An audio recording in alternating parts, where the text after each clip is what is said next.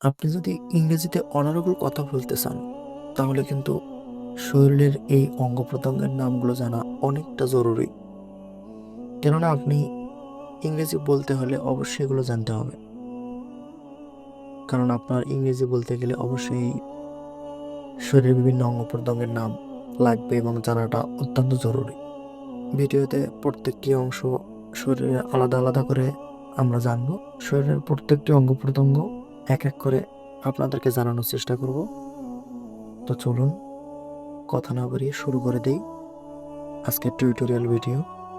প্রথমেই শিখবো আমরা মাথা ও মুখের অংশ।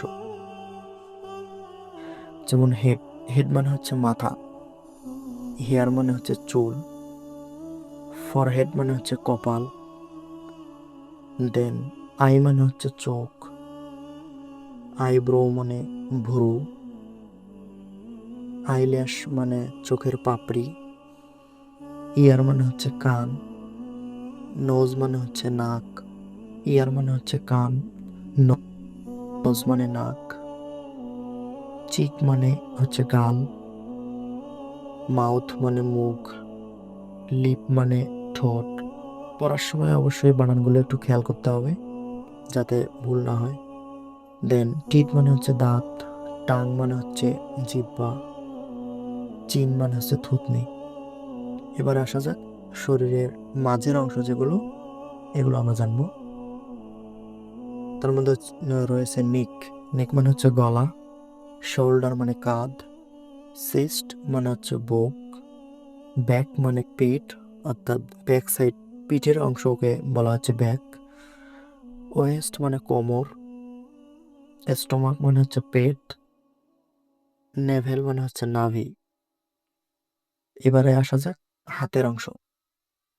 হাতের অংশ রয়েছে আর্ম মানে হচ্ছে বাহু, এলবো মানে হচ্ছে কনুই, রিস্ট মানে হচ্ছে কবজি, হ্যান্ড মানে হচ্ছে হাত, পাম মানে হচ্ছে তালু, ফিঙ্গার মানে আঙ্গুল, অ্যান্ড থাম মানে হচ্ছে বুড়ো আঙ্গুল, নেইল মানে হচ্ছে নখ। এবারে জানবো পায়ের অংশ। লেগ মানে হচ্ছে পা, থাই মানে হচ্ছে উরু, নি মানে হচ্ছে হাঁটু, অ্যাঙ্কল মানে গোড়ালি, ফুট মানে পায়ের পাতা, হিল মানে ইরি, এব- এবং টো মানে হচ্ছে পায়ের আঙ্গুল।